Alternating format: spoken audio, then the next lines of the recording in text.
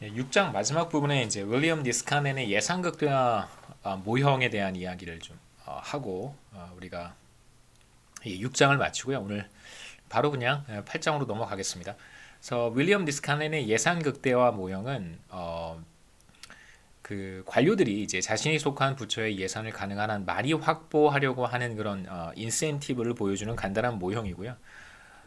실제로 그 정부의 혹은 어떤 부처의 사업 규모가 적정 수준이 있을 텐데 이제 그 적정 수준을 넘어서서 어떤 사업의 규모라든가 사업의 영역이라든가 어떤 관련 부처의 이제 영향력의 범위를 확대하려고 하는 그런 그 성향을 잘 보여주는 아주 간단한 모형이라고 할 수 있겠습니다.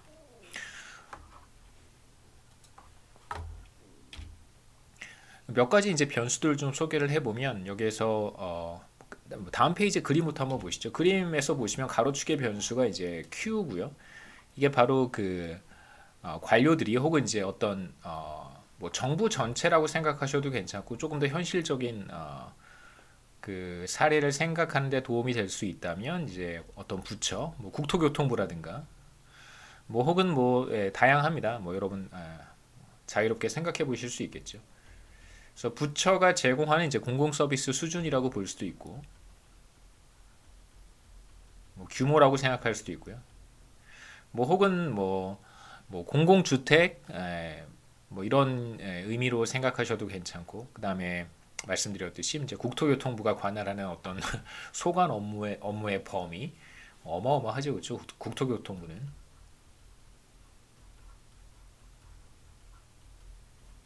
뭐 이런 것들이라고 생각해 볼 수 있습니다. 이제 두 개의 커브를 이제 그려볼 수 있는데 첫 번째 커브가 이제 VQ고요. 두 번째 커브는 C입니다. 이제 V는 베네핏을 보여주는 것인데 이제 공공 서비스 수준이 혹은 뭐 관련 부처의 그 영향력의 범위라고도 할 수 있을 텐데 공공 서비스 수준이 Q일 때 예산 당국이 이제 평가하는 총 편익이라고 할 수 있고요. 여기서 이제 어, 국토교통부의 문제라고 생각하시면 좋을 것 같고 예를 들면 그 다음에 이제 예산 당국은 뭐 그게 기재부일 수도 있고 국회일 수도 있습니다. 기재부 자체도 사실은 국토교통부라든가 여타 이제 관련 부처와 마찬가지로 자신의 어떤 영향력을 확대하는 데 관심이 굉장히 많을 거예요. 그래서 기재부도 사실상 그 예산의 어떤 그 예산을 삭감한다든가 혹은 뭐 추가로 편성한다든가 이런 것에 영향력을 행사하는 것을 상당히 영향력을 행사하는 것에 대해서 거부감이 상대적으로 적습니다. 좀 완곡하게 표현을 하면. 그래서 편의상 국회나 기재부는 조금 더 중립적인 역할을 하는 곳이다라고 생각하시면 되고요. 공익을 생각하는 어떤 이제 소셜 웰페어를 생각하는 관점에서 이제 예산 당국이라고 표현을 한 것입니다.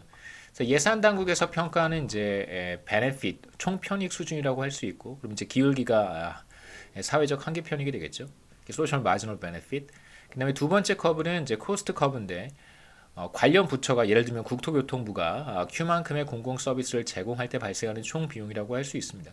그러니까 뭐 대규모 아파트 공사, 뭐 주택 건설과 같은 대규모 사업을 시행을 할 때 공공 주도로 시행을 하게 되면 뭐 다양한 비용이 발생하겠죠. 뭐 토지를 수용해야 된다든가 실제로 뭐 대장동 같은 경우라고 생각해 볼 수 있겠죠. 뭐 100% 정부 주도는 아니었지만 뭐 성남시 주도는 아니었지만 그래서 이제 코스트 커브의 기울기가 사회적 한계 비용이라고 할 수도 있습니다. 그래서 우리가 지금까지 살펴본 결과에 따르면 사실 사회적 한계 편익과 그러니까 소셜 마지널 베네핏과 소셜 마지널 코스트가 같아지는 수준에서 뭐 관련 부처가 혹은 정부가 공공 서비스 수준을 결정하는 것이 이제 효율적이다라고 이야기를 했었는데요. 그 관료들의 입장이나 혹은 특정 부처의 시각은 우리가 이야기했던 이제 효율적인 어떤 자원 배분의 문제와는 좀 다를 수 있습니다. 우선 예산 당국, 기재부나 이제 국회 같은 경우에는 특정 사업을 시행할 것인지 말 것인지를 결정을 할 때 사실 뭐 사회적 한계 편익과 사회적 한계 비용을 비교할 수도 있겠지만 대체로 총 편익이 총 비용보다 크다면 이러한 사업을 승인하는 경향이 있습니다. 그래서 여기에서 우리도 총 편익이 총 비용보다 크다면, 그러니까 순편익이 발생한다면 이 둘의 차이가 순편익이겠죠. 순편익이 0보다 크다면 그렇다면 이제 해당 사업을 추진한다 혹은 뭐 뭐 승인한다 혹은 예산을 배정한다 라고 이제 가정을 해보겠습니다. 뭐 무리한 가정은 아니고요. 물론 우리가 나중에 이제 8장에서 보려고 하는 비용 편익 분석에서 조금 더 상대적으로 좀 더 정교하게 해당 프로젝트 규모가 어느 정도 이상 되는 프로젝트에 대한 타당성 평가를 하게 되어 있는데 뭐 이제 그런 타당성 평가를 거쳤다고 가정을 한번 해보죠. 관료들은 예산을 극대화하는 걸 자신의 목표로 삼고 있다고 가정할 수 있습니다. 대체로 현실과도 크게 배치가 되지 않는 가정이고요. 저도 그렇지만 예산을 절감하려고 하는 그런 공무원들은 사실 지금까지 많이 보지는 못했습니다. 그래서 여기에서 보시면 V 커브가 총 편익을 보여주는 파란색으로 표시한 게 총 편익이고요. 그래서 V입니다. 공공 서비스의 규모가 늘어나면 늘어날수록 이제 총 편익은 증가할 텐데 증가 속도는 점점점 감소하겠죠. 증가 속도가 감소한다는 말은 공공 서비스의 규모가 상대적으로 적을 때에 기울기는 비교적 가파르고 공공 서비스의 규모가 증가할 때 그때는 이제 추가적인 편익이 상대적으로 감소한다는 뜻입니다. 그 다음에 이제 두 번째 소개했던 커브가 코스트 커브인데요. 총비용 곡선. 마찬가지로 총비용 곡선도 공공 서비스의 규모가 늘어남에 따라서 비용이 증가하는데 한계 비용의 경우에는 한계 편익과는 좀 다른 모습이겠죠. 그래서 공공 서비스의 규모가 늘어날수록 한계 비용은 늘어나도록 증가하도록 가정을 했습니다. 사회적 한계 비용은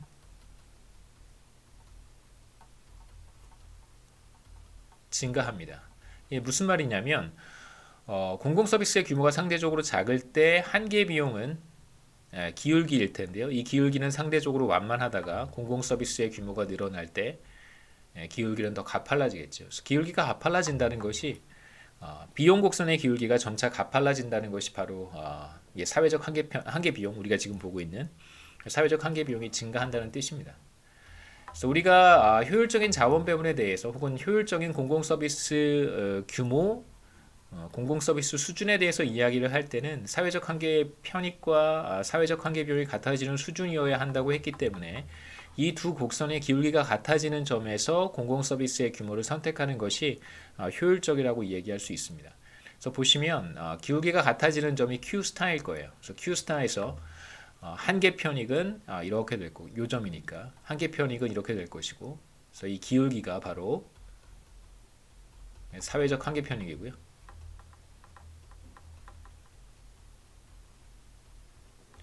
그 다음에 이제 Q스타 수준에서의 한계 비용이 비용 곡선을 따라서 읽으면 되겠죠. 그래서 요 점에서 기울기가 바로 사회적 한계 비용입니다.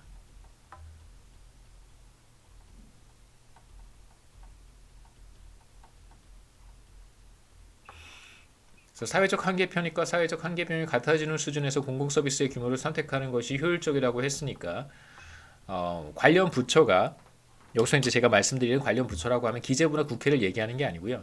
이해관계를 갖고 있는 관련 부처, 예를 들면 국토교통부 혹은 뭐 여러 부처들이 있을 수 있습니다. 뭐 보건복지부도 마찬가지겠죠. 보건복지부 뭐 부처들이 상당히 법무부도 마찬가지고 뭐 다 이해관계에 해당이 된다고 얘기할 수 있습니다. 당연히 어느 부처도 피해갈 수 없겠죠. 그런데 실제로 그 뭐 관련 부처가 선택하는 공공 서비스의 규모라든가 혹은 영향력의 범위 Q라고 하는 값은 Q스타에서 결정하는 것이 아니라 대략 그 총 비용, 총 편익 곡선이 대체로 만나는 점까지 공공 서비스의 규모를 늘리는 경우가 있습니다. 이게 이제 사업의 크기를 확대하는 것이죠. 여러 가지 이유가 있을 수 있어요. 왜 그 관련 부처는 사업의 크기를 확대하려고 하는가?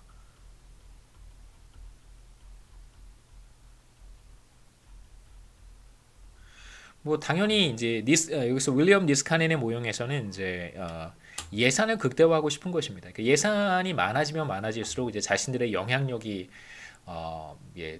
증가하기 때문에 뭐 더 많은 얘기를 할 수 있겠지만 우리가 시간 관계상 우리가 재정학 전체로 봤을 때 뭐 이 파트가 그렇게 중요한 것도 아니고요. 그래서 너무 만약에 사업의 규모가 너무 커지면 혹은 관련 부처의 영향력이 너무 커져서 이렇게 넘어가 버리면 그러면 국회나 혹은 기재부로부터 재무부로부터 예산을 받지 못할 수도 있습니다. 왜냐하면 큐가 너무 커져 버리면 코스트가 그 총 비용이 총 편익보다 커지기 때문에 이런 사업은 사실 타당성이 없잖아요. 타당성이 이제 없기 때문에 이런 사업에 대해서는 예산을 배정받지 못할 수 있습니다만 이 정도까지 만약에 사업을 늘릴 경우에는 여전히 총 편익이 총 비용보다는 크기 때문에 뭐 예산 당국이라든가 국회로부터 이 사업의 그린라이트를 받을 수 있겠죠. 이 사업은 추진될 수 있습니다. 이게 바로 이제 그 관료들의 어떤 그 이해관계를 보여주는 단순한 모형이고요. 그래서 관료들이 혹은 이제 관련 부처가 이해관계를 가지고 있는 어떤 부처가 예산을 극대화하는 것을 목표로 삼는다면 당연히 말씀드렸듯이 QB까지 QB가 바로 여기죠. 실제 생산량 QB까지 생산량을 확대할 것입니다. 혹은 뭐 영향력의 범위라고 하실 수도 있고 그 다음에 공공 서비스의 규모라고 불러도 좋습니다. 그래서 생산량을 QB까지 확대해서 그만큼의 이제 예산을 확보할 수 있겠죠. 예, 공공 서비스의 규모가 늘어나면 예산의 규모도 늘어날 테니까. 그래서 생산량이 QB를 넘어서게 되면 말씀드렸듯이 총편익과 총비용이 거의 같거나 혹은 비용이 편익을 초과할 수 있기 때문에 예산 당국을 설득해서 예산을 배정받는 것이 사실 어려울 수 있습니다. 그래서 이제 그 수준을 넘어가진 않겠죠. 관료들의 생산량이 QB가 된다는 것은 정부 부문이 비효율적인 수준으로 지나치게 비대해진다는 것을 의미하기도 하고요. 정부 부문의 예산을 조달하기 위해서 이제 그에 상응하는 조세 부담이 수반되어야 되기 때문에 당연히 이제 경제 전체의 비효율성은 가중될 수 있습니다. 뿐만 아니라 사실 효율적인 자원 배분이라는 것이 바로 Q스타인데 사실 더 많은 재원이 이 특정 사업에 편성되고 투입된 것이기 때문에 기본적으로 자원 배분의 비효율성이 여기에서부터 초래되는 것이라고 얘기할 수도 있습니다. 그러니까 자원 배분의 비효율성은 당연히 초래가 되는데 거기에 더해서 조세 수입을 통해서 재정을 충당하게 되면 조세 자체가 사실상 상당한 왜곡을 유발할 수도 있습니다. 그런 부분까지 생각할 필요가 있을 거고요. 그 다음에 정부 부처나 관료들이 특정 사업이 추진될 경우 상당한 편익이 발생할 수 있다고 홍보하는 경우가 이제 굉장히 많습니다. 그 뭐 요즘도 그렇고 과거에도 그랬고 지금도 그렇고 관련 부처들은 대단하지. 제가 봤을 때는 뭐 다른 사람들에게는 그게 굉장히 중요한 사업일 수도 있겠습니다만 제가 봤을 땐 뭐 굳이 이런 것까지 홍보할 필요가 있나라는 생각이 드는데도 꾸준히 비용을 들여가면서 뭐 여러분 텔레비전이라든가 어떤 뭐 방송 매체 이런 거 보시면 그 광고비도 사실 다 뭐 재정이잖아요. 재정을 투입해서 이제 특정 사업에 대한 광고를 하는 걸 이제 덜어볼 수가 있는데 도대체 왜 그런 행동을 하는 것일까? 왜 그런 활동을 하는 것일까? 뭐 당연히 그 관련 부처가 시행하는 사업을 홍보함으로써 그 사업에 대한 편익이 굉장히 많다 혹은 국민들에게 상당히 긍정적인 그 서비스를 제공하는 것이다, 좋은 것이다 이런 홍보를 하는 거고요. 그러면 이제 편익을 약간 그 과대평가하거나 혹은 부풀릴 수도 있습니다. 그래서 관련 부처의 사업 확대가 어떤 편익을 가져오는지 막연한 경우 이제 다양한 홍보 활동을 통해서 편익을 과장할 수 있습니다. 뭐 예를 들면 몇 년 전에 평창 동계올림픽을 했는데 평창 동계올림픽의 효과가 어떠한 것인지에 대해서 뭐 얘기할 수는 있습니다. 올림픽의 편익이 무엇인지. 그런데 생각해 보면 올림픽의 편익은 대충 이제 우리가 두 차례 올림픽을 하계 올림픽도 예전에 했고 그다음에 동계 올림픽도 얼마 전에 했기 때문에 대체로 이제 올림픽의 어떤 편익이 어떤 것인지는 알고 있어요. 그다음에 최근에는 이제 도쿄 올림픽도 했으니까 편익이 무엇인지 대충 알고 있습니다. 근데 지속적으로 홍보를 할 필요는 없을 수 있어요. 물론 이제 홍보를 통해서 뭐 마케팅의 수단으로 더 많은 사람들이 올림픽 그 경기장에 찾아와서 티켓을 판매하면 뭐 티켓 수입도 발생할 수 있으니까 뭐 그런 목적으로 광고를 할 수도 있겠습니다만 올림픽 자체에 대한 뭔가 그 뭐 국위 선양이라든가 혹은 뭐 국가의 뭐 경쟁력 제고라든가 뭐 뭐죠 국가 위상의 제고 이런 식의 그 홍보는 그 더 이상 별 의미가 없을 것 같은데 또 뭐 편익을 과장한다는 의미에서 만일 예산 당국도 이에 현혹된다면 뭐 국회라든가 기재부나 혹은 뭐 재무부라든가 예산을 편성하는 권한을 가지고 있는 부처에서 이런 것에 현혹된다면 그러면 실제 총편익보다 이들이 인식하는 총편익이 더 클 수도 있겠죠. 그러면 이제 관료제도의 비효율성은 더 악화될 수 있습니다. 무슨 말이냐면 원래 실제 총편익은 이 점선과 같았는데 이게 실제 총편익이고요.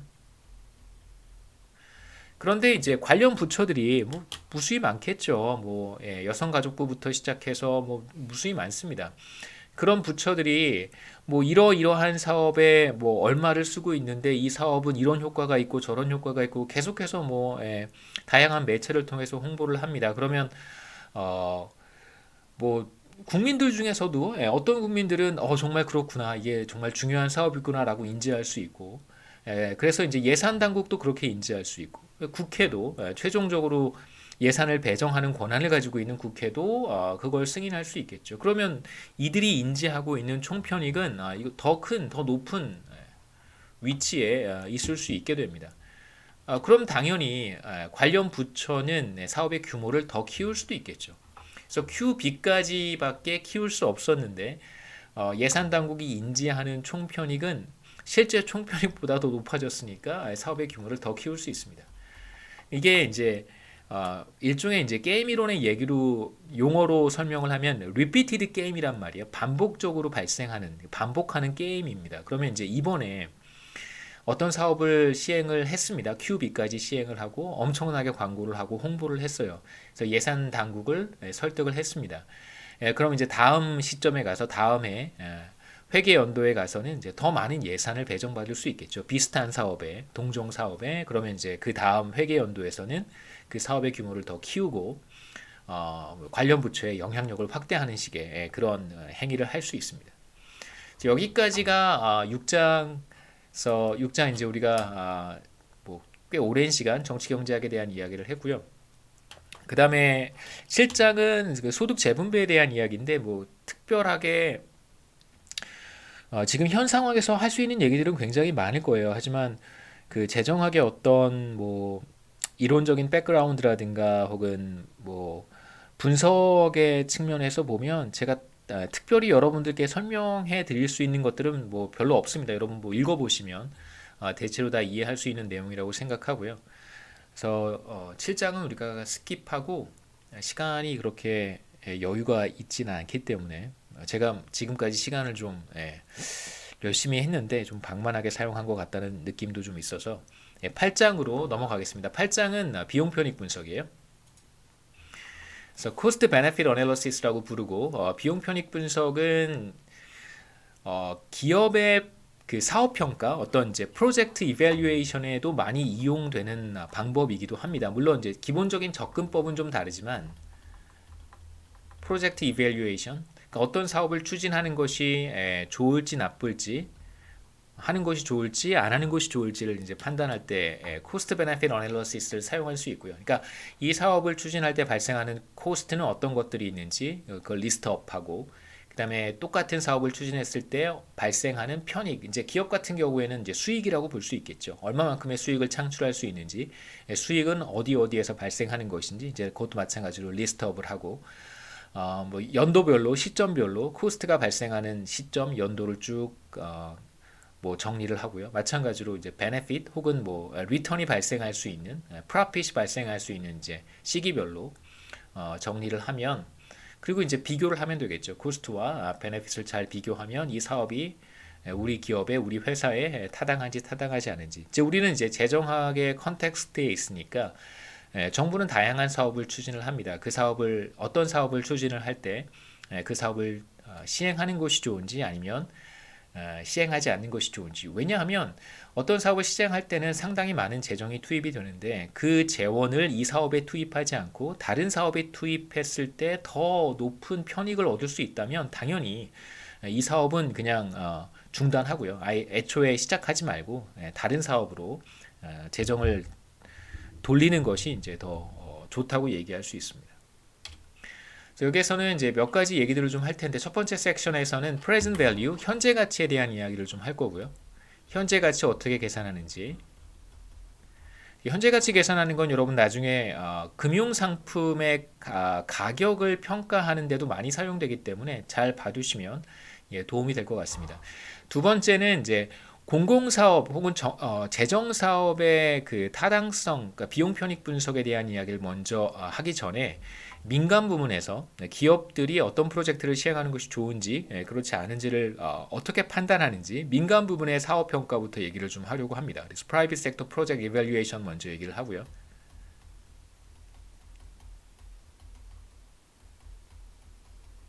그 다음에 이어서 정부 프로젝트의 비용 편익 분석에 대한 이야기를 할 텐데 뭐 제가 첫 번째, 두 번째 섹션을 이어가면서 뭐 이자율 혹은 할인율 이런 개념을 소개를 할 거예요.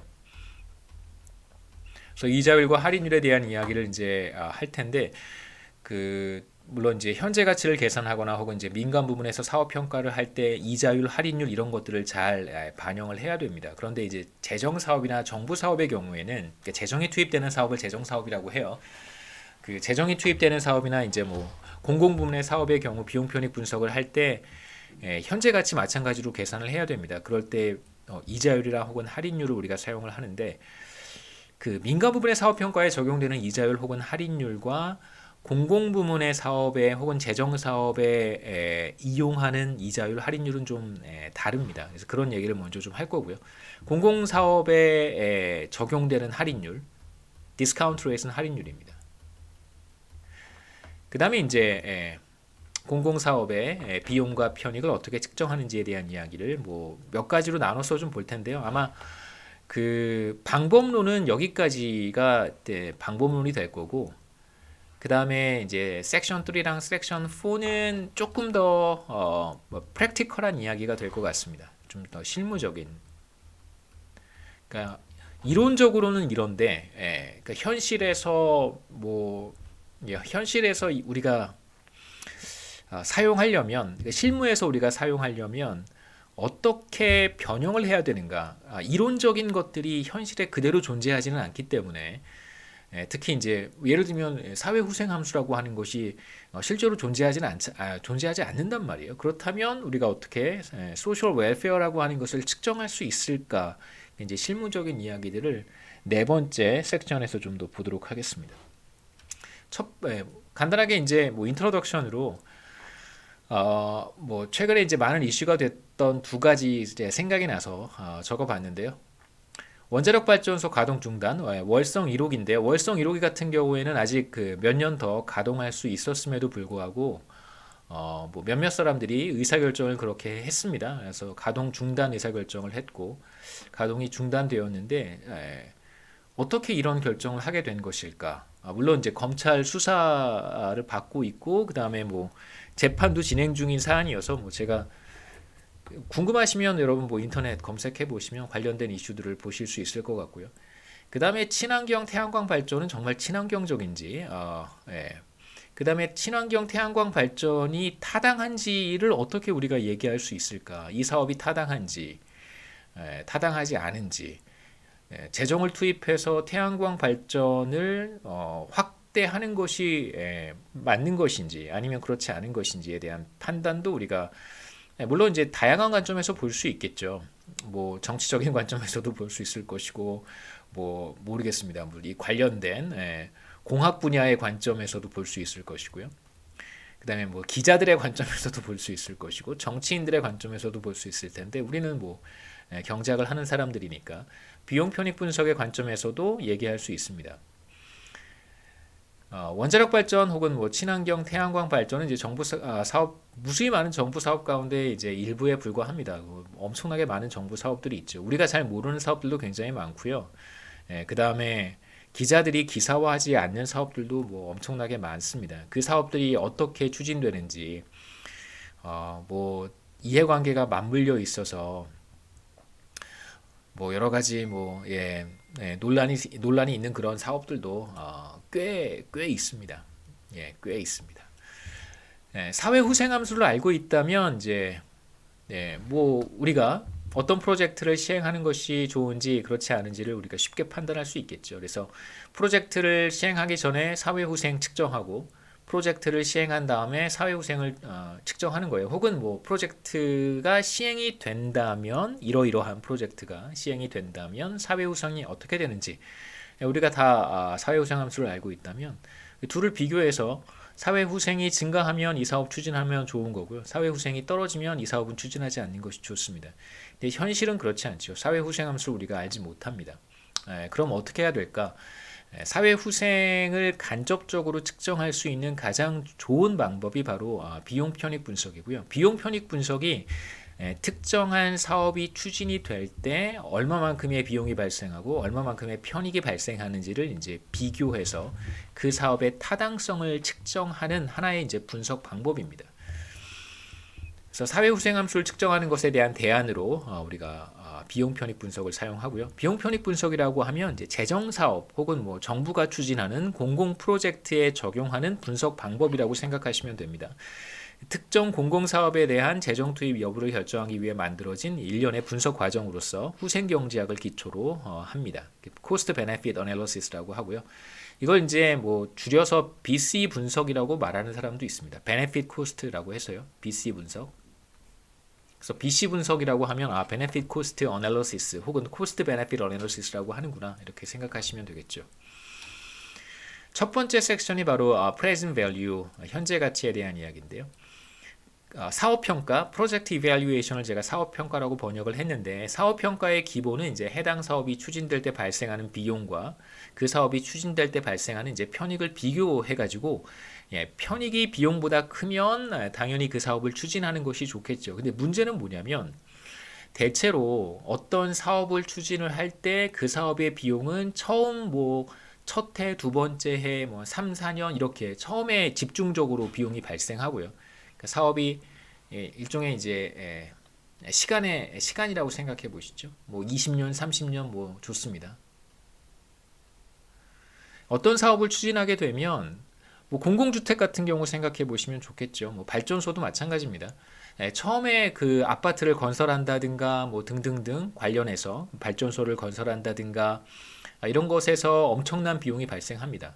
대체로 비용은 한 3년에서 5년 사이에 집중적으로 발생을 해요. 뭐 그 다음에도 계속해서 비용은 발생할 수 있는데 대체로 이제 유지관리비 정도, 메인티넌스 비용 정도가 발생하겠죠. 그래서 비용은 초기에 집중적으로 발생하는 반면에 이제 그 사업이 완공이 되거나 건설이 끝나고 나면 이제 그때부터 편익이 발생하겠죠. 편익은 대체로 건설 직후부터 미래에 발생합니다. 문제는 비용은 주로 가까운 미래에 발생하는 반면에 편익은 상대적으로 먼 미래에 발생한단 말이에요. 그럼 이 둘을 어떻게 비교해야 할까?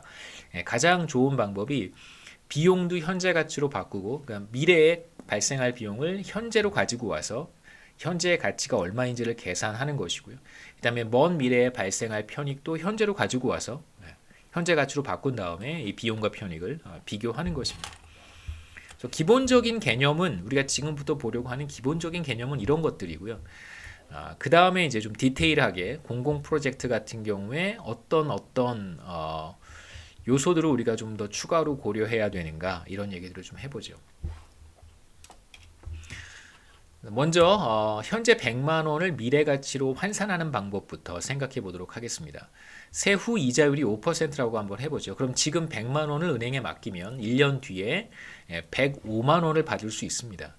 그래서 이걸 어떻게 계산하냐면 100만 원 곱하기 1.05 하면 되겠죠. 1 플러스 이거 원금이고 그래서 이자율을 곱하면 이제 이자를 계산할 수 있겠죠. 그래서 1은 원금을 가리키는 것입니다.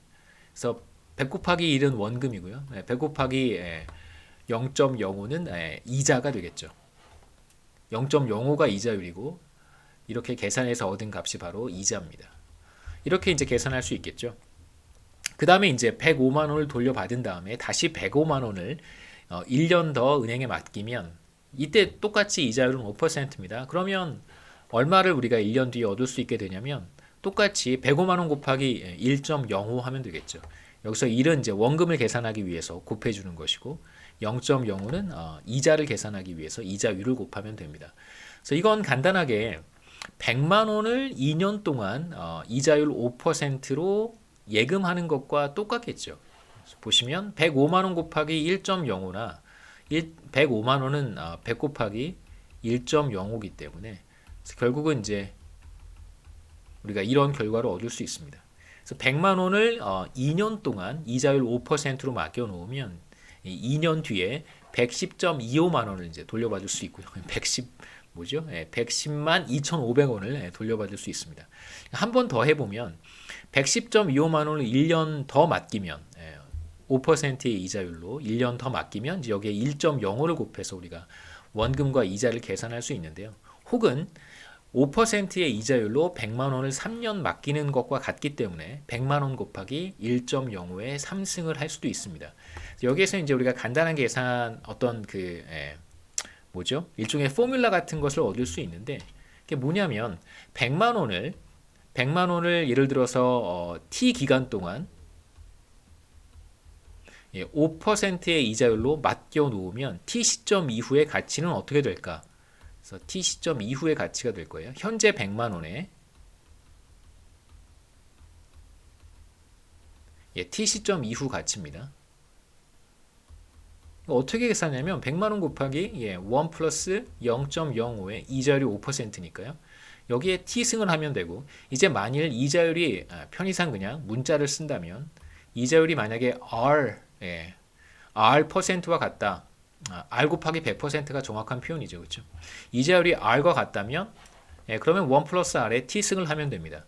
그 다음에 이제 원금이 100만 원이 아니라 제가 지금 현재 맡겨 놓고 싶은 혹은 현재 가지고 있는 현재의 금액이 뭐 R이라고 한다면 내가 지금 현재 R을 t 시점 이후의 가치로 평가하고 싶은 거예요. 현재 100만 원이 t 시점 이후에 얼마의 가치가 있을까를 계산한 게 바로 이 공식이고 그 다음에 이제 현재 R만큼의 금액이 있는데 이 현재 R만큼의 금액이 t 시점 이후에 얼마의 가치가 있을까? t 시점 이후의 가치는 R 곱하기 1 플러스 R에 대문자 R 곱하기 1 플러스 스몰 r에 t승을 하면 이게 바로 R의 미래 가치가 되는 것입니다. 이게 바로 R의 미래 가치겠죠. 정확히 말하면 t 시점 이후의 가치입니다. 그래서 지금 대문자 R을 은행에 맡기면 t 시점 뒤에 얼마를 받을 수 있을까? 이자율이 스몰 r과 같을 때요. 이걸 제가 바꿔놓겠습니다. r과 r.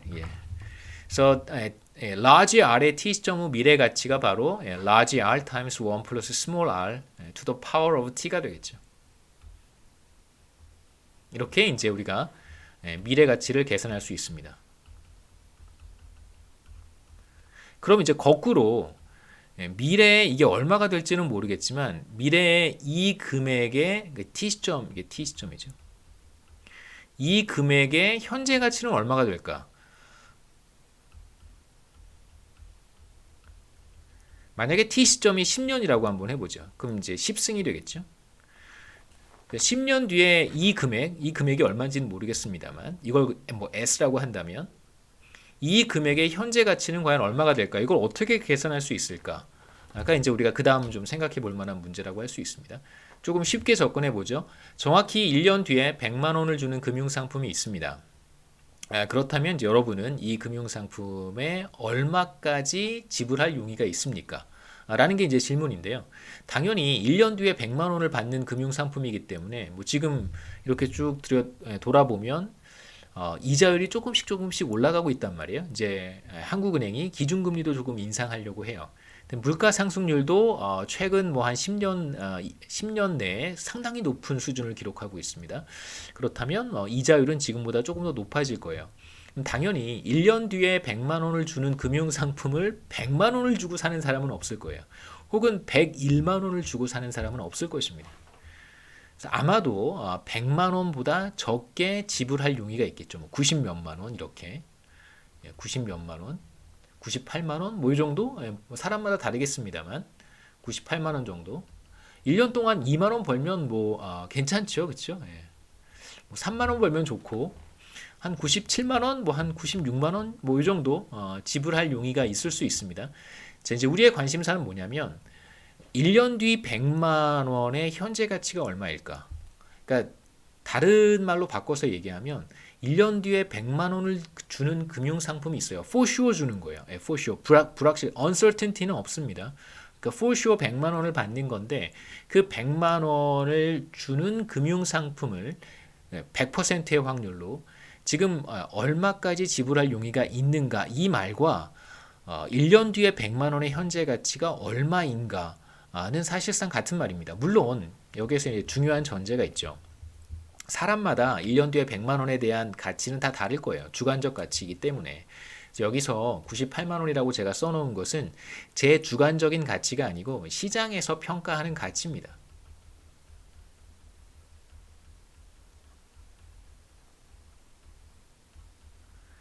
조금 더 생각해 보면 여러분 그 정기예금 같은 거 생각해 볼 수 있는데 정기예금은 그냥 내가 100만 원 지금 뭐 예금하거나 혹은 뭐 10만 원 지금 내가 예금하면 1년 동안 예금하면 1년 뒤에 뭐 이자율 몇 %에서 얼마를 돌려주잖아요. 그렇죠? 그렇게 생각하지 마시고 예금 상품을 그렇게 생각하지 마시고 100만 원을 받기 위해서 내가 지금 얼마를 예금해야 되는가라고 생각하시면 훨씬 더 좋습니다. 그게 실제로 우리가 금융상품을 이해하는데 훨씬 더 좋은 접근 방법이에요. 내가 지금 100만 원을 예금하면 1년 뒤에 얼마를 받을 수 있는가 이런 식의 접근 방법보다는 내가 1년 뒤에 100만 원을 받기 위해서 얼마만큼을 예금해야 되는가 이게 사실은 조금 더 뭐 똑같은 얘기긴 한데 똑같은 얘기처럼 들릴 수 있지만 훨씬 더 그 경제학을 좀 쉽게 할 수 있는 그런 어프로치라고 생각을 해요. 여하튼 1년 뒤에 100만 원의 현재 가치가 무엇인가? 다시 말하면 1년 뒤에 100만 원을 주는 금융상품이 지금 거래가 되고 있을 수 있습니다. 뭐 그런 금융상품이 굉장히 많은 금융상품이 존재하기 때문에 그러면 그런 금융상품은 시장에서 이미 그 가격이 결정이 되어 있어요. 그러면 이제 내가 그만큼을 지불할 용의가 있으면 그 금융상품을 구입하는 거고 내가 그만큼 지불할 용의가 없으면 그 금융상품을 구입하지 않겠죠. 그러니까 사람마다 주관적인 가치는 다르겠지만 지금 제가 말씀드리는 것은 시장에서 평가하는 가치입니다. 그래서 미래 100만 원의 현재 가치라고 하면 지금부터는 주관적인 가치라고 생각하지 마시고 이건 시장 가치예요.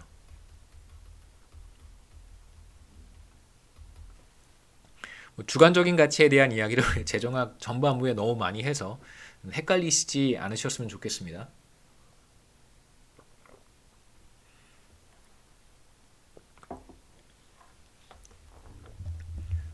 네, 그렇다면 이제 1년 뒤에 100만 원이 현재 얼마의 가치를 가질까? 라는 말과 말씀드렸듯이 1년 뒤에 100만 원을 받을 수 있는 금융상품이 있는데 그 금융상품이 지금 현재 시장에서 거래가 되고 있다면 그 금융상품의 가격은 얼마일까랑 사실상 같은 말이라고 생각하시면 돼요. 현재 가치란 미래에 주고받게 될 돈을 현재 시점에서 평가한 것입니다. 이건 주관적인 가치라고 생각하시면 안 돼요. 시장 가치입니다. 이자율이 5%일 때 1년 뒤 100만 원을 받을 수 있다면 지금 얼마를 지불할 용의가 있을까? 그러니까 이건 제가 말씀드렸듯이 1년 뒤에 100만 원을 주는 예금 상품이 있는데 그 예금 상품을 구입하기 위해서 얼마를 지불할 용의가 있는가로 생각하면 된다는 거예요. 이자율은 당연히 알고 있어야겠죠. 이자율을 모르면 계산할 수 없으니까요. 그래서 이자율이 5%일 때 제가 만약에 Y1만큼을 은행에 맡기면 1년 뒤에 100만 원을 받을 수 있겠죠. 이렇게 이제 Y1을 거꾸로 계산하는 것입니다.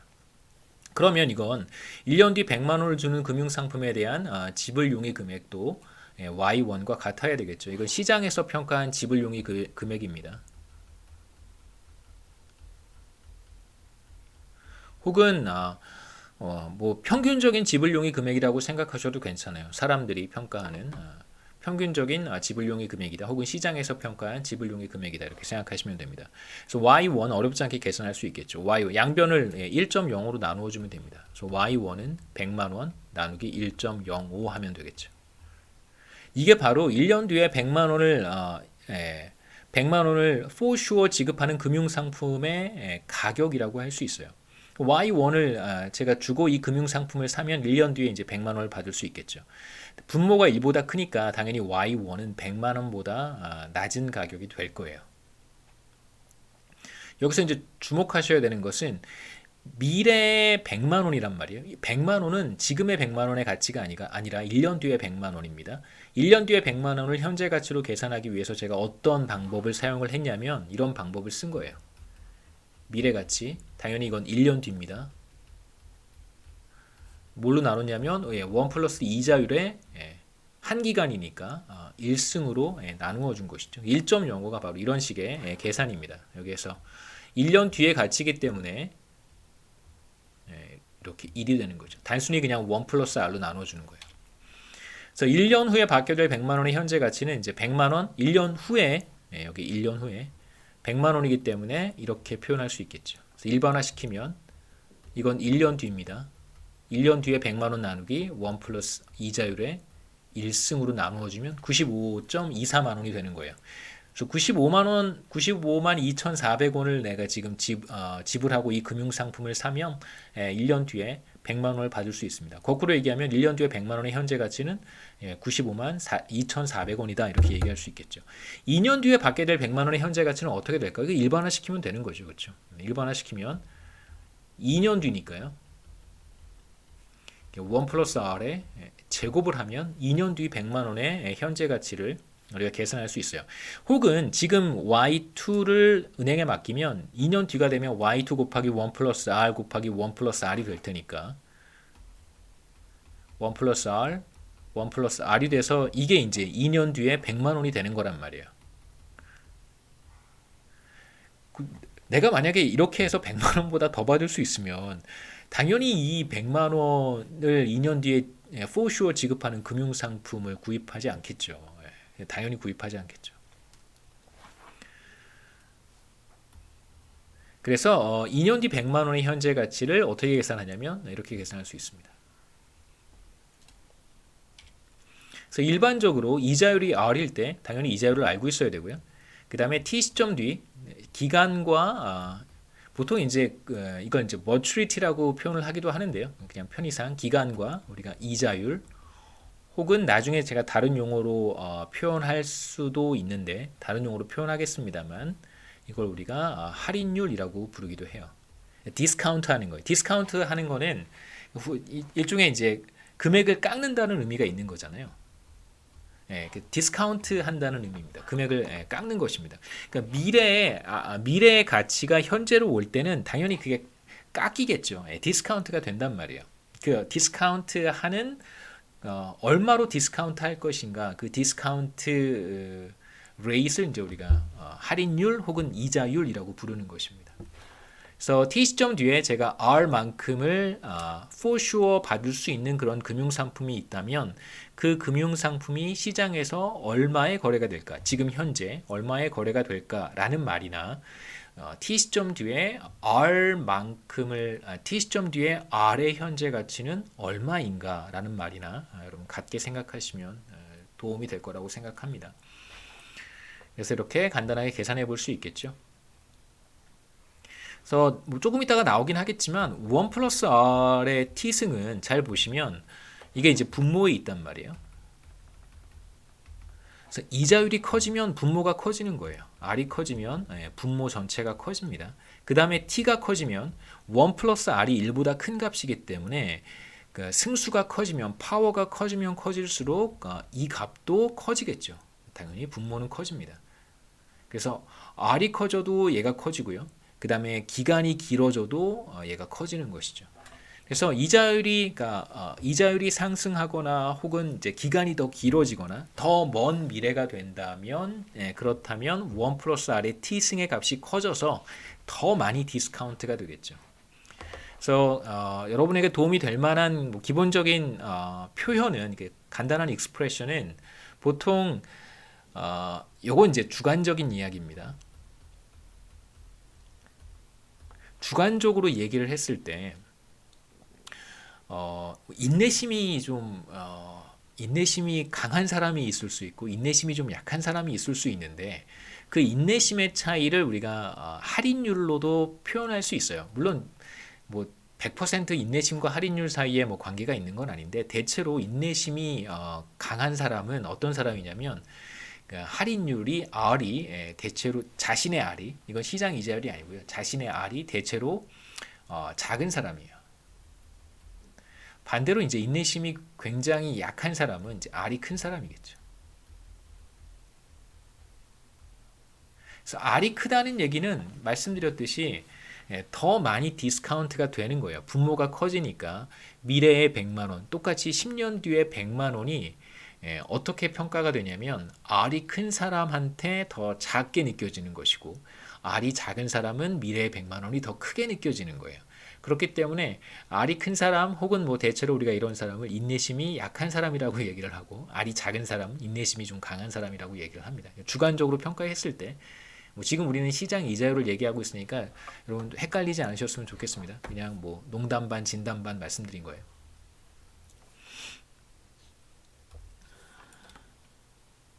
그래서 인플레이션에 문제가 없다고 하더라도 시간에 대한 선호 때문에 이제 오늘의 100만 원이 내년에 100만 원보다 더 소중한 게 맞습니다. 그래서 뭐 그런 얘기 있죠. 뭐 저는 뭐 고사성어의 기원에 대한 걸 어렸을 때 가정교육을 제대로 못 받아서 고사성어의 기원에 대한 걸 잘 모릅니다. 근데 예전에는 그렇게 조금 부끄러웠는데 요즘은 하나도 안 부끄러워요. 대부분 중국에서 왔기 때문에 요즘은 하나도 그냥 우리 거라고 주장하면 되죠. 뭐. 조삼모사 원래 우리나라에서 쓰던 말 아니냐? 그리고 중국에서 온 말이다 그러면 그러냐? 원래 우리말이다 이렇게 얘기를 하면 되지 않을까요? 우리도 조삼모사라는 표현이 있습니다. 이거 저도 어디에서 온 얘기인지는 잘 모르겠는데 제가 아는 그 말의 의미만 알면 되는 거죠, 그렇죠? 원숭이들한테 아침에 3개, 저녁에 4개를 주겠다 그랬더니 막 원숭이들이 화를 낸 거예요. 그래서 이제 아침에 그럼 4개, 저녁에 3개를 주겠다 그랬더니 원숭이들이 되게 좋아했다라는 거잖아요. 그래서 원숭이들의 어떤 어리석음 뭐 이런 걸 이제 똑같은 건데 원숭이들이 조사모삼은 좋아하고 조삼모사는 싫어한다라고 해서 원숭이들의 좀 뭐랄까요 어리석음을 조롱하는 듯한 표현이긴 한데 그러니까 실제로 우리가 지금 현재 가치에 대한 이야기를 할 때 원숭이들은 굉장히 합리적인 의사결정을 하고 있는 것이다라고 얘기할 수 있습니다. 자, 원숭이들은 저녁이 되기 전에 죽을 수도 있어요. 뭐 여러 가지 서로 싸우다가 죽을 수도 있고 사고로 인해서 죽을 수도 있고 혹은 이제 그 원숭이들에게 누군가 위해를 가해서 원숭이들이 죽을 수 있습니다. 무슨 일이 일어날지 몰라요. 아침과 저녁 사이에. 그러면 아침에 3개 받고 저녁에 4개 받는 것보다는 아침에 4개 받고 저녁에 3개 받는 게 훨씬 더 좋은 것이죠. 원숭이들은 그런 걸 알고 있었던 거예요. 조삼모사는 지금 우리가 얘기하는 이 컨텍스트에서는 맞지 않는 표현입니다. 당연히 조삼모삼이 좋은 거죠. 조삼모삼이 당연히 조삼모사보다 좋은 거예요.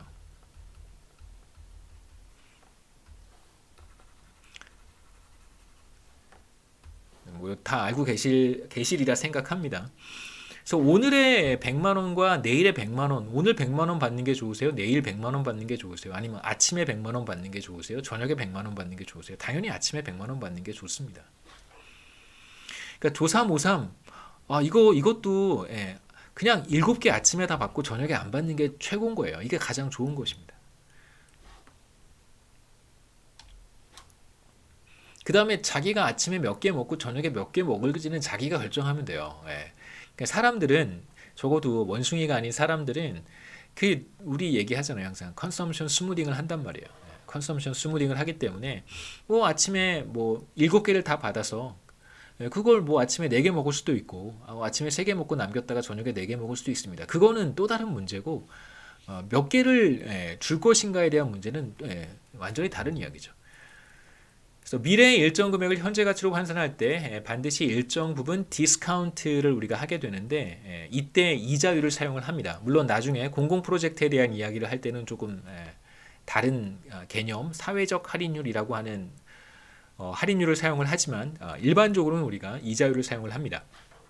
여기서 이자율을 이제 디스카운트 레이시라고 하기도 해요. 미래 가치를 현재로 가져올 때는 그 가격이 대체로 줄어들잖아요. 그렇죠? 현재 100만 원이 미래 100만 원보다 더 가치가 있습니다. 그렇기 때문에 미래 100만 원이 현재로 올 때는 100만 원보다 그 가치가 줄어들게 되어 있어요. 그럼 이제 무엇인가 이걸 디스카운트를 한 건데 그 디스카운트의 역할을 하는 것이 바로 디스카운트의 중요한 역할을 하는 것이 이자율이고요. 그래서 우리가 편의상 이자율을 디스카운트 레이시라고 부릅니다. 그 다음에 이 분모에 있는 1 플러스 R의 T승을 할인인자 디스카운트 팩터라고 불러요. 이 전체를 디스카운트 팩터라고 부르고 이 중에서 이자율을 디스카운트 레이시라고 부릅니다. 그래서 뭐 할인율이라고 불러도 괜찮고 이자율이라고 불러도 괜찮습니다.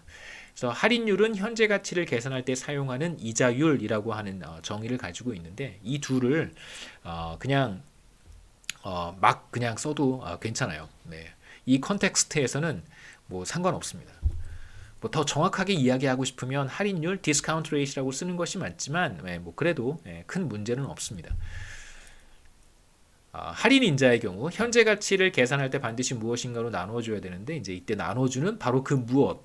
그래서 아까 말씀드렸듯이 기간이 길어지면 길어질수록, 그러니까 미래가 멀어지면 멀어질수록 똑같은 100만 원의 현재 가치는 당연히 줄어들 수밖에 없겠죠. 할인인자가 커지기 때문에 그런 거예요. 그래서 1 플러스 R에 T승인데 T가 점점점 커지면 그러면 당연히 분모가 커지게 되어 있겠죠. 분모가 커지면 현재 가치는 줄어들게 됩니다. 이게 무슨 뜻이냐면 내일의 100만 원이 당연히 더 가치가 있겠죠. 1년 뒤에 100만 원보다. 그리고 10년 뒤에 100만 원보다는 내일의 100만 원이 더 가치가 있습니다. 그래서 기간이 길어지면 길어질수록 당연히 디스카운트 팩터가 커지게 되고 디스카운트 팩터가 커지면 현재 가치는 줄어들게 됩니다. 그래서 보험 상품과 관련해서 뭐 제가 그냥 좀 극단적인 이그젬플 하나 만들어 봤는데요. 혹시 뭐 이제 보험 상품에 굉장히 그 열정을 가지고 있는 사람들도 있어서 제가 좀 조심스럽긴 하지만 모든 보험 상품이 문제가 있다는 뜻은 아닙니다. 예를 들어서 60년 뒤에 10억 원을 주는 보험 상품이 있어요. 근데 그 10억 원은 그냥 10억 원이에요. 지금 가치로 10억 원이에요.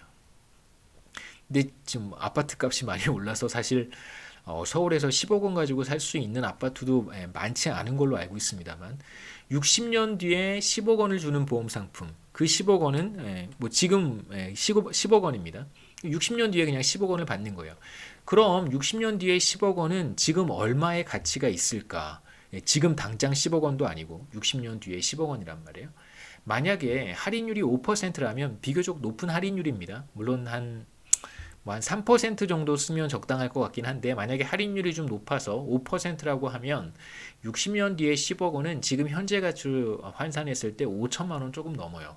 근데 이제 보험 상품의 경우에는 여러 가지 형태가 있겠지만 대체로 매달 일정 보험금을 납입을 해야 될 거예요. 지금 당장 지금부터 시작해서 뭐 몇십 년 동안 매달 얼마의 보험금을 납입을 합니다. 그런데 실제로 60년 뒤에 받게 되는 금액은 10억 원이에요. 현재 가치로 환산해 보면 5천만 원 정도. 그래서 보험 상품에 관심이 있는 분들은 조금 이렇게 계산을 해볼 필요가 있어요. 어느 시점에서 내가 얼마를 받게 되는지, 그 다음에 그 금액의 현재 가치는 얼마가 될지, 그 다음에 앞으로 내가 계속해서 납입해야 되는 보험금은 과연 얼마가 되는 것인지, 현재 가치로 환산했을 때 이런 걸 한번 해볼 수 있겠죠. 앞으로 T 시점 동안 매년 정해진 금액을 지급하는 금융상품이 있다고 한번 해보죠. 뭐 무한히 뭐 쿠폰 같은 거 그러니까 금융상품으로 이제 쿠폰이라는 것이 있습니다. 뭐 우리 그 저기 뭐 레스토랑이나 뭐 피자 집에서 주는 그런 쿠폰 말고요. 금융상품에 쿠폰이라고 하는 게 있어요. 일종의 번드의 형태입니다. 일종의 채권이에요, 채권. 그 영구채라고 부르는 건데요. 뭐 그런 형태. 이제 이거는 일정 기간 동안만 일정 금액을 지급하는 금융 상품입니다. 그래서 현재 R0만큼을 주고 내년에는 R1만큼을 주고 그다음에 2년 뒤엔 R2 이렇게 같은 금액이라고 하면 좀 재미가 없어서 매 시점마다 지급하는 금액을 제가 편의상 좀 구분해서 썼어요. T 시점 동안 지급받을 수 있는 어떤 금융상품입니다. 이 금융상품이 만약에 현재 금융시장에서 거래가 되고 있다면 이 금융상품의 가치는 얼마나 될까가 이제 우리가 생각해 볼 만한 문제인데 우선 현재 R0만큼을 받는단 말이에요. 이 R0의 현재 가치는 얼마일까? 물론 이자율은 R입니다. 혹은 할인율은 R입니다. 스몰 r 다 바꿔야 되겠어요. 이게 좀 그러네요. 이 대문자 R을 바꿔야 되겠습니다. 당연히 R0는 현재 받는 거니까 현재 받는 것의 현재 가치는 그냥 똑같겠죠. R0가 되고 1년 뒤에 R1을 받습니다. 1년 뒤에 R1 현재 가치로 환산하면 디스카운트 팩터로 나눠주면 되겠죠. 1 플러스 R로 나눠주면 되고 2년 뒤에 R2는 2년 뒤니까 1 플러스 R의 제곱으로 나눠주면 되고요. RT는 1 플러스 R의 T승으로 나누어주면 그러면 이제 우리가 현재부터 시작해서 T 시점까지 지급하는 일정한 금액을 정해진 금액을 지급하는 금융상품의 현재 가치를 계산할 수 있습니다. 그래서 이걸 다 더하면 되겠죠. 이렇게 더하면 그래서 현재부터 시작해서 T 시점까지 정해진 금액을 지급하는 금융상품의 현재 가치는 얼마일까? 이걸 다 더하면 우리가 현재 가치를 계산할 수 있습니다. PV는 Present Value를 제가 줄여서 쓴 거예요. 현재 가치.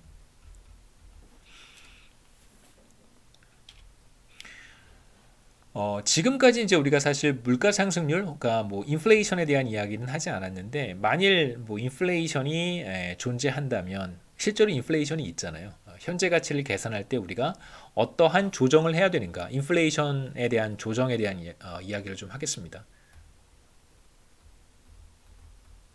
어떻게 인플레이션을 우리가 고려해야 되는가? 우선 그 뭐 마찬가지로 T 기간 동안 매년 Q0 현재부터 시작해서 Q0, Q1, Q2 이렇게 QT까지 이렇게 편익을 유발하는 어떤 프로젝트가 있다고 생각해 보시죠. 편익을 유발하는 사업이 있습니다. 이제 뭐 일정한 금액을 지급하는 금융상품에 대한 이야기에서 편익을 제공하는 어떤 사업으로 한번 넘어가 보도록 하죠. 뭐 이게 공원이 될 수도 있고요. 굉장히 좋은 공원이 될 수도 있고 많은 사람들한테 뭐 편익을 제공할 수 있을 테니까요. 그 다음에 뭐 다양한 시설이 될 수도 있습니다. 뭐 주차장이 될 수도 있고 그 비교적 이제 주차장을 찾기 힘든 곳에 이렇게 뭐 주차장을 만드는 경우도 있으니까요. 주차장이 될 수도 있고 뭐 등등등 생각해 볼 수 있겠죠. 그래서 이 편익이라고 하는 것이 이제 명목 가치로 표현이 됩니다. 그래서 1년 뒤에 제공하는 편익은 마찬가지로 명목 가치로 측정한 것이고, 그래서 일정한 물가 상승률이 다 반영이 되어 있는 거예요.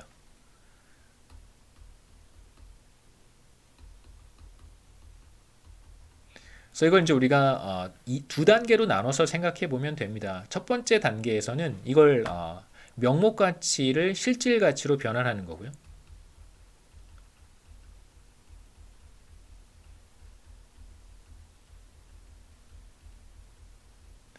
그 다음에 두 번째는 이걸 이제 우리가 조금 전에 했던 것처럼 현재 가치로 실질 가치로 변환된 편익을 현재 가치로 바꾸는 것이죠. 이게 조금 헷갈리진 않으실 것 같은데 우리 아까 보험에 대한 이야기 한번 다시 보시죠. 60년 뒤에 10억 원은 이거 지금 그 물가를 전혀 고려하지 않은 거예요. 근데 만약에 현재 가치로 60년 뒤에 10억 원을 주는 금융 보험 상품이 있으면 이거 웬만하면 하시면 좋아요. 그런 금융 상품은 없을 겁니다. 그러니까 지금부터 시작해서 만약에 매년 2%의 물가 상승률을 적용해서 60년 뒤에 얼마가 될까? 지금 10억 원의 가치인데 물가 상승률을 60년 하는 거죠. 2%씩. 그럼 어마어마합니다. 10억 곱하기 이렇게 하면 되죠. 1 플러스 2%니까 0.02에 60승 하면 이게 바로 60년 뒤에 10억 원이 될 거예요. 근데 이제 보험 상품은 이렇게 얘기하지 않아요. 60년 뒤에 그때 가치로 10억 원. 그때의 가치로 10억 원. 거꾸로 생각해서 60년 전이면 몇 년이죠? 저도 태어나기 전인데 60년 전이면 1960년인가요? 1960년. 네. 그쵸. 한 1960년쯤 될 거예요. 1960년. 네. 예. 1960년 무슨 일이 있었는지 저도 잘 모르겠습니다만 뭐 어렴풋 그 저희 부모님께 들었던 얘기가 무슨 뭐 버스비가 10원 뭐 이랬던 것 같아요. 그쵸? 예. 뭐 그때 뭐 하여튼 등등등 뭐 월급이 몇만 원 뭐 그랬던 시절인 것 같습니다. 네. 그래서 첫 번째는 명목 가치를 실질 가치로 변환을 하고 두 번째는 이제 현재 가치로 환산하는 방법. 이어서 볼 텐데 우선 이제 물가 상승률에 대한 가정이 필요해요. 그러니까 앞으로 물가 상승률이 어떻게 될 것인지에 대한 그 전망만 있을 뿐이지 물론 이제 가까운 미래는 전망 뭐 물가 상승률에 대한 조금 더 구체적인 전망치가 있겠지만 지금 우리가 하려고 하는 이러한 비용 편익 분석은 2021년, 2022년, 2023년 이렇게 연단이란 말이에요. 근데 연단위 물가 상승률에 대한 정확한 전망치를 한다는 것은 그게 뭐 그냥 앞으로 2%, 앞으로 3% 이렇게 말하는 게 사실상 더 좋습니다. 그리고 실제로 정부 프로젝트나 민간 부문의 사업 평가를 할 때에도 앞으로 물가 상승률이 어떻게 될 것인가에 대한 그 수치는 대체로 일정하게 유지하는 것이 그 통상적이에요. 그렇게 실제 반영을 합니다. 그래서 물가 상승률이 이제 매년 3%로 일정하다고 이제 가정을 한번 해보죠. 그러면 현재 Q0는 뭐 현재 가치니까 그다음에 현재의 물가 수준 그대로 다 반영이 되어 있으니까 그냥 Q0라고 하시면 되고요. 1년 뒤의 경우에는 이게 3%만큼 물가가 상승한 게 반영이 되어 있단 말이에요. 그래서 2021년에 화폐 가치로 다시 측정하면 현재 가치를 얘기하는 게 아닙니다. 2021년에 화폐 가치로 1년 뒤에 편익을 측정을 하려면 당연히 물가 상승률 1 플러스 물가 상승률로 나누어 주면 되겠죠. 그래서 이걸 죄송합니다. 이걸 이제 실질화하는 방법은 이제 Q1을 이제 1 플러스 물가 상승률로 나누어 주는 거예요. 그러면 이제 물가 상승률만큼 상승한 것을 제거할 수 있습니다. 배제할 수 있겠죠. 그러니까 조금 어렵진 않을 거라고 생각하는데 예를 들면 이런 거죠. 그 작년에 뭐 10억 하던 아파트가 올해 12억이 됐어요. 예를 들면 1년 사이에 아파트 값이 2억이 올랐습니다. 20% 상승한 거예요. 그런데 실제로 작년과 올해 사이에 물가 상승률은 예를 들면 5%예요. 실제로 물가는 5% 올랐습니다. 그러면 주택 가격이 얼마만큼 올랐는가를 계산하려면 여기서 그냥 단순하게 1 플러스 0.05만큼 나누어 주면 그러면 작년 가격으로 작년 화폐 가치로 현재 주택 가격을 표현할 수 있는 거예요. 그러니까 물가 상승만큼을 우리가 제거할 수 있는 것입니다. 그럼 순수하게 화폐 가치가 부풀려져서 주택 가격이 오른 것을 배제할 수 있겠죠. 지금 제가 하고 있는 엑서사이즈가 바로 그거예요.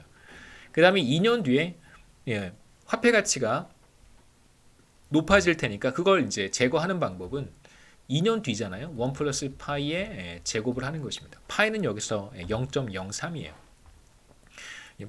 화폐 가치가 지속적으로 상승하고 있으니까 그 화폐 가치가 상승하는 것만큼 우리가 제거하면 됩니다. 실질화하면 됩니다.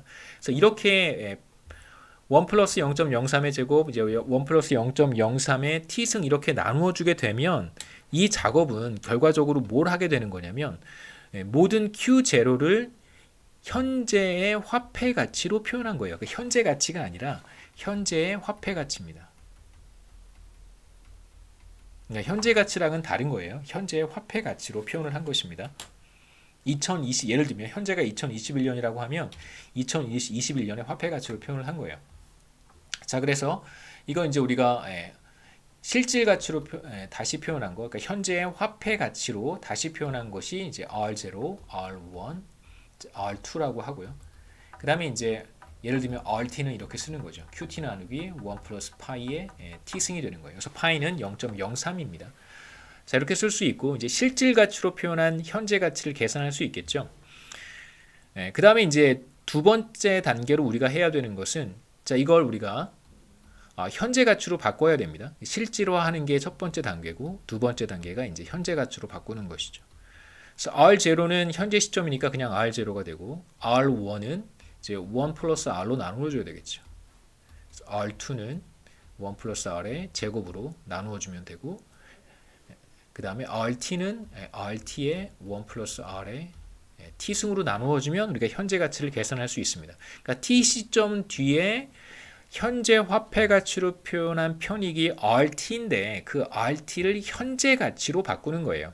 그러니까 물가 상승률이 없다고 하더라도 물가 상승률이 0%라고 하더라도 현재는 미래보다 더 소중합니다. 무슨 일이 일어날지 모르니까. 일종의 시간 선호라고 생각하시면 돼요. 당연히 사람들은 현재가 미래보다 중요합니다.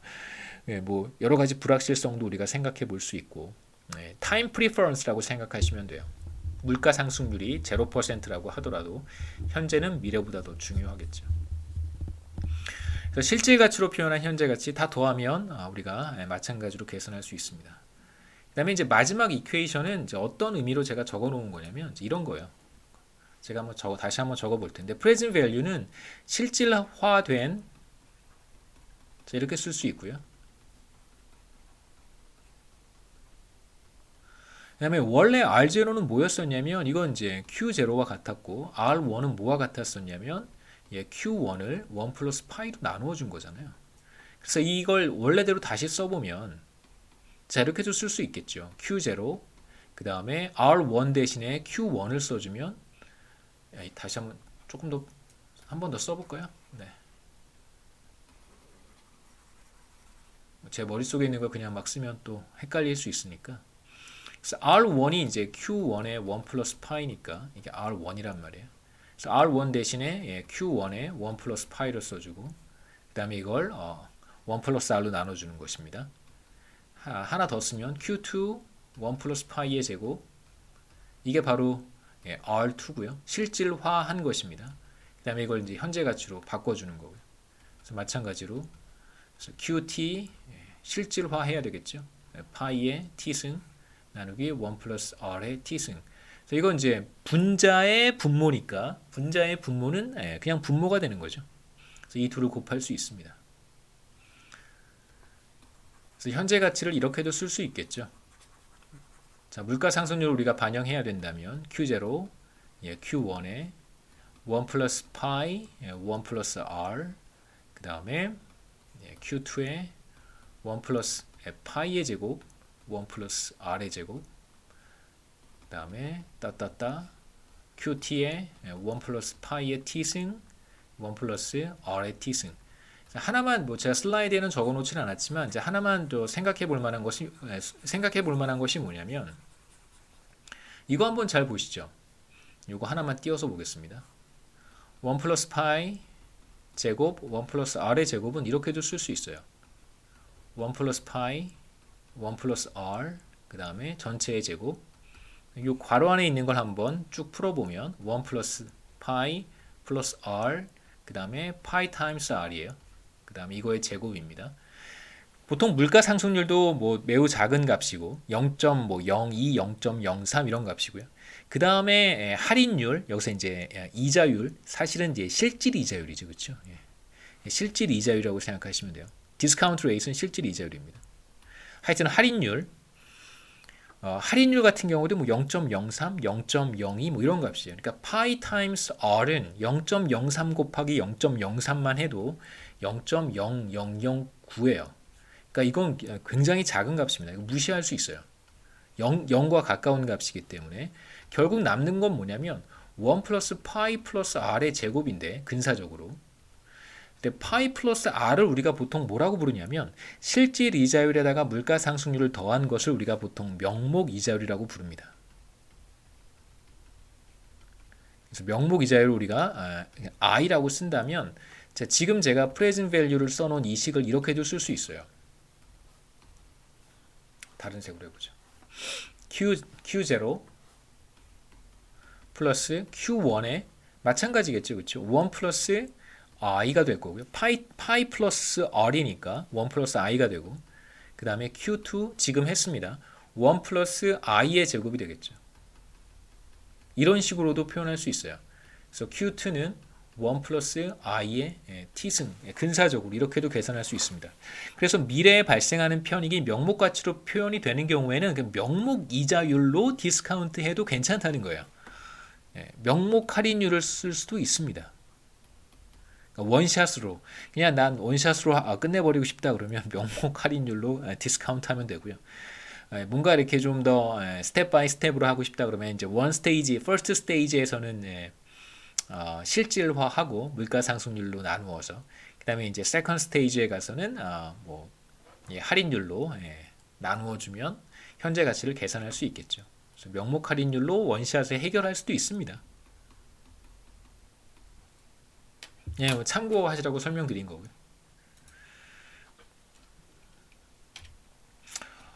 예, 시간이 거의 다 돼서 예, 민간 부분의 사업 평가에 대한 이야기는 예, 다음 시간에 하도록 하겠습니다. 여기까지 하겠습니다.